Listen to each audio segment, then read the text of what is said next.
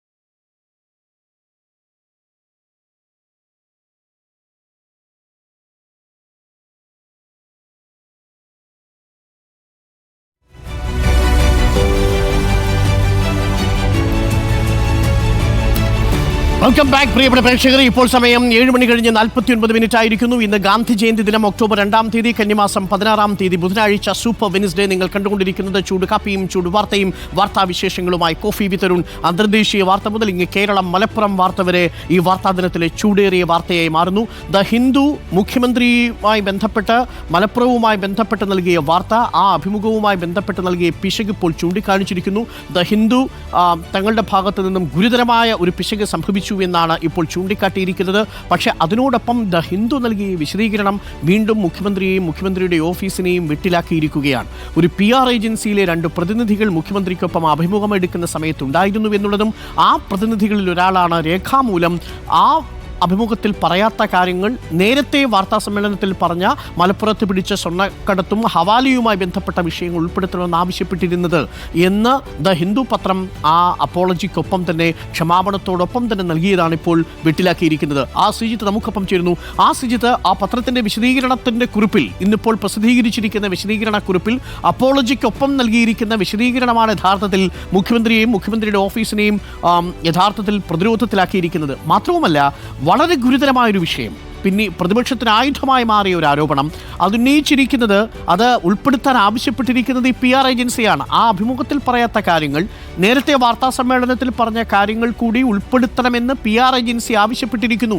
അതാണ് പിന്നീട് മുഖ്യമന്ത്രിയുടെ ഓഫീസിന് ഇപ്പോൾ തള്ളിക്കളയേണ്ടി വരുന്ന സാഹചര്യം ഉണ്ടാവുന്നത്. അപ്പോൾ ഇത് ഏതെങ്കിലും തരത്തിൽ മുഖ്യമന്ത്രിയുടെ ഓഫീസ് അറിയാതെ ഇത്രയും ഗുരുതരമായ ഒരു വിഷയം ഈ നേരത്തെ വാർത്താ സമ്മേളനത്തിൽ നിന്ന് അടർത്തിയെടുത്ത് ഇപ്പോൾ പബ്ലിഷ് ചെയ്യാൻ പത്രത്തോട് ആവശ്യപ്പെടുമോ എന്ന ചോദ്യവും പ്രസക്തമല്ലേ ആസിജിത്ത്? ഇത് മുഖ്യമന്ത്രിയുടെ ഓഫീസ് അറിയാതെയോ ഈ PVNനെതിരെ ഉപയോഗിക്കാവുന്ന ഒരു ആയുധം എന്ന നിലയിൽ പ്ലാൻ ചെയ്തതാണ് എന്നാണ് നമ്മളൊക്കെ മനസ്സിലാക്കുന്നത്. ഇതിൽ മറ്റു ദുരുദ്ദേശങ്ങളില്ല എന്നത് സമ്മതിച്ചാൽ പോലും അത് മുഖ്യമന്ത്രിയുടെ ഓഫീസ് അറിയാതെ PR ഏജൻസിക്ക് അത് ചെയ്യാൻ കഴിയുമോ ശ്രീജിത്ത്? അരുൺ, ഇത്തരം നിർണായകമായ നിരവധി ചോദ്യങ്ങൾ ഉയർത്തിവിടുന്നതാണ് ഹിന്ദുവിൻ്റെ വിശദീകരണം. ഒന്ന്, 30 മിനിറ്റ് നീണ്ട അഭിമുഖത്തിൽ മുഖ്യമന്ത്രി പറഞ്ഞതിന് കാര്യങ്ങൾക്ക് പുറമെയാണ് PR ഏജൻസിയുടെ പ്രതിനിധികളിൽ ഒരാൾ ഈ അഭിമുഖമെടുത്ത ലേഖിക ശോഭന കെ നായരെ ബന്ധപ്പെട്ടുകൊണ്ട് ഇങ്ങനെ ഒരു കാര്യം കൂടി അഭിമുഖത്തിൽ ഉൾപ്പെടുത്തണം എന്ന് പറയുന്നത്. അങ്ങനെയാണ് അത് ആ കാര്യങ്ങൾ നേരത്തെ വാർത്താ സമ്മേളനത്തിൽ പറഞ്ഞ കാര്യങ്ങളാണ് എന്ന് പറഞ്ഞ് ഈ പറഞ്ഞ കാര്യങ്ങൾക്കൊരു വിശ്വാസ്യത കൂടി അവരോട് പറയുമ്പോൾ നൽകുന്നുണ്ട്. അങ്ങനെയാണ് അഭിമുഖത്തിൻ്റെ ഭാഗമായി ഈ മലപ്പുറത്തിനെതിരായ പരാമർശം, ഇപ്പോൾ വിവാദമായിരിക്കുന്ന പരാമർശം ഉൾപ്പെടുത്തപ്പെട്ടത് എന്നാണ് ഹിന്ദുവിൻ്റെ വിശദീകരണത്തിൽ നിന്ന് മനസ്സിലാകുന്നത്. എന്നാൽ ഇത്രയും നിർണായകമായൊരു വിവരം ഈ PR ഏജൻസിക്ക് മുഖ്യമന്ത്രിയുടെ അഭിമുഖത്തിൽ പറയാത്ത കാര്യം ഈ ഹിന്ദുവിൻ്റെ ലേഖികയെ വിളിച്ച് നൽകാനുള്ള അനുമതി ആരാണ് നൽകിയത്? ആരാണ് ഈ PR ഏജൻസിക്ക് ഈ വിവരങ്ങൾ തയ്യാറാക്കി നൽകിയത്? അങ്ങനെയെങ്കിൽ ഇതുമായി ബന്ധപ്പെട്ടെടുത്ത സുപ്രധാനമായ തീരുമാനം മുഖ്യമന്ത്രിയുടെ ഓഫീസിൽ നിന്നാണോ അതോ മറ്റേതെങ്കിലും ബാഹ്യ ഏജൻസികൾക്കാണോ, അല്ലെങ്കിൽ ഈ മുഖ്യമന്ത്രിയുടെ ഓഫീസിന് പുറത്തുള്ള നേരത്തെ മുഖ്യമന്ത്രിയുടെ ഓഫീസുമായി ബന്ധപ്പെട്ട ഒരു ഉന്നത പദവി വഹിച്ചിരുന്ന ഇപ്പോൾ CPIMൻ്റെ സംസ്ഥാന കമ്മിറ്റി അംഗമായ ഒരു പ്രധാനപ്പെട്ട ആൾക്കാണോ? ഇത്തരം ചോദ്യങ്ങളാണ് ഇത് ഉയർത്തിവിടുന്നത്. എന്തായാലും മുഖ്യമന്ത്രിയുടെ ഓഫീസിൽ നിന്നോ അല്ലെങ്കിൽ മുഖ്യമന്ത്രിയിൽ നിന്നോ അനുമതിയില്ലാതെ ഇത്തരം നിർണായകമായൊരു വിഷയത്തിൽ PR ഏജൻസിക്ക് ഈ കുറിപ്പ് കൊടുക്കാൻ കഴിയില്ല. അതുകൊണ്ട് തന്നെ അതിന് ഉത്തരം പറയാൻ മുഖ്യമന്ത്രിയും അദ്ദേഹത്തിൻ്റെ ഓഫീസും ബാധ്യസ്ഥമായിരിക്കുന്നു, നിർബന്ധിതമായിരിക്കുന്നു എന്ന് വേണം പറയാൻ. ഇവിടെ ഈ മലപ്പുറവുമായി ബന്ധപ്പെട്ട കാര്യങ്ങളെപ്പറ്റിയുള്ള അഭിമുഖത്തിലെ പരാമർശമാണ് ഏറ്റവും പ്രധാനപ്പെട്ട ഒരു വിഷയമായി ഇപ്പോൾ ചർച്ചാ വിഷയമായി മാറിയിരിക്കുന്നത്. എന്നാൽ അരുൺ, മിനിഞ്ഞാന്ന് പ്രസിദ്ധീകരിച്ച ഈ അഭിമുഖത്തിൽ അവർ ചോദിക്കുന്നുണ്ട്, RSS ADGP കൂടിക്കാഴ്ചയെപ്പറ്റിയുള്ള ചോദ്യങ്ങളുണ്ട്. ആ ചോദ്യങ്ങൾക്ക് മുഖ്യമന്ത്രി ഒരിടത്തും ഈ അഭിമുഖത്തിൻ്റെ ഒരു ഭാഗത്തും ഉത്തരം നൽകുന്നില്ല. അപ്പോൾ നിർണായകമായ ഒരു രാഷ്ട്രീയ പ്രശ്നത്തെപ്പറ്റിയുള്ള ചോദ്യത്തിന് ഉത്തരം നൽകാതിരിക്കുകയും ആ അഭിമുഖത്തിൽ പറയാത്ത ഒരു കാര്യം പിന്നീട് PR ഏജൻസി വഴി മലപ്പുറം ജില്ലയ്ക്കെതിരായ പരാമർശം പിന്നീട് ഉൾപ്പെടുത്തപ്പെടുകയും ചെയ്യുമ്പോൾ മുഖ്യമന്ത്രിയുടെ ഇക്കാര്യത്തിലുള്ള താല്പര്യങ്ങൾ, മുഖ്യമന്ത്രിയുടെ ഓഫീസിനുള്ള ഒരു താല്പര്യം, അത് വേണമെങ്കിൽ ദുഷ്ടലാക്കെന്ന് വിശേഷിപ്പിക്കാവുന്ന തരത്തിലുള്ള കാര്യങ്ങളാണ്. അതായത് RSS ADGP കൂടിക്കാഴ്ചയെപ്പറ്റി ദേശീയ ദിനപത്രത്തിൻ്റെ ലേഖികയുടെ ചോദ്യത്തിന് ഉത്തരം പറയാതെ ഒഴിഞ്ഞു മാറുകയും മലപ്പുറവുമായി ബന്ധപ്പെട്ട കാര്യങ്ങൾ, അത് PVNനെ കൂടി ആരോപണത്തിൻ്റെ മുൾമുനയിൽ നിർത്തുന്ന പരാമർശമാണെങ്കിൽ അതുകൂടി ഉൾപ്പെടുത്താൻ പിന്നീട് നിർദ്ദേശിക്കുകയും ചെയ്യുന്നു. ആ നിർദ്ദേശിച്ച ആൾ ആരാണ്? ആ ആൾ ഇപ്പോൾ അജ്ഞാതമായി നിൽക്കുന്നു. തുടങ്ങിയ ഇത്തരം നിരവധി പ്രശ്നങ്ങൾ ഈ അഭിമുഖവും ഹിന്ദുവിൻ്റെ വിശദീകരണവും ഉയർത്തിവിടുന്നുണ്ട്. ശ്രീജിത്ത്, ഞാൻ തിരിച്ചു വരാം. നമുക്ക് ഇതേ വിഷയത്തിൽ തന്നെയാണ് നിൽക്കേണ്ടത്. മാത്രവുമല്ല, ഈ ADGP മാറ്റുന്നതുമായി ബന്ധപ്പെട്ട വിഷയം നമ്മൾ മാറ്റുമെന്നൊക്കെ നമ്മൾ പറയുന്ന ഘട്ടത്തിലും മന്ത്രി സജി ചെറിയൻ അടക്കമുള്ളവർ ADGP മാറ്റേണ്ടതില്ല എന്ന നിലപാടിലാണ് ഉറച്ചു നിൽക്കുന്നതെന്ന് തോന്നുന്നു. ഒരു പ്രതികരണം വന്നിട്ടുണ്ട്, അതിലേക്ക് അടക്കം വരാം. ഒരു ചെറിയ ഇടവേള കൂടി വേണം പ്രിയപ്പെട്ട പ്രേക്ഷകരെ. മലപ്പുറത്തിൻ്റെ പേരിൽ അത് മുഖ്യമന്ത്രി രാജ്യവ്യാപകമായി നടത്തിയ പ്രചരണം എന്ന നിലയിലാണ് പ്രതിപക്ഷ നേതാക്കൾ ദ ഹിന്ദു പത്രത്തിലെ അഭിമുഖത്തെ കണ്ടത്. പക്ഷേ പത്രം ഇന്ന് തെറ്റിദ്ധരുത്തിയിട്ടുണ്ട്. അത് തങ്ങൾക്ക് സംഭവിച്ചിരിക്കുന്ന പിശകാണ് എന്ന് പറയുമ്പോഴും ഇത് PR ഏജൻസിയുടെ വക്താക്കൾ തങ്ങളെ സമീപിച്ച് അഭിമുഖത്തിൽ ഉൾപ്പെടുത്ത ഈ ഭാഗം കൊടുക്കണമെന്ന് നിർദ്ദേശിച്ചുവെന്നാണ് പത്രം പറയുന്നത്. ഒരു തരത്തിൽ പറഞ്ഞാൽ പത്രത്തിലെ ക്രെഡിബിലിറ്റി അവിടെ ചോദ്യം ചെയ്യപ്പെട്ടു.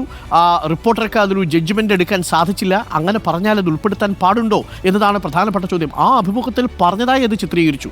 മുഖ്യമന്ത്രി പറഞ്ഞത് ശരിയാണ്, പക്ഷേ അത് 29-ാം തീയതി കൊടുത്തതല്ല. അതിന് മുൻപ് നടത്തിയ വാർത്താ സമ്മേളനത്തിലാണ് മുഖ്യമന്ത്രി അക്കാര്യം അറിയിച്ചിരുന്നത്.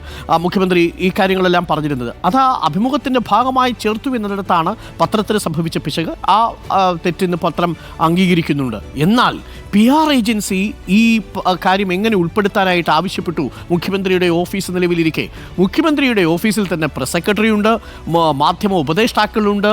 ഇവരൊക്കെ നിലനിൽക്കുമ്പോൾ എന്തിനൊരു PR ഏജൻസി സമീപിച്ചു? ചോദ്യമാണ്.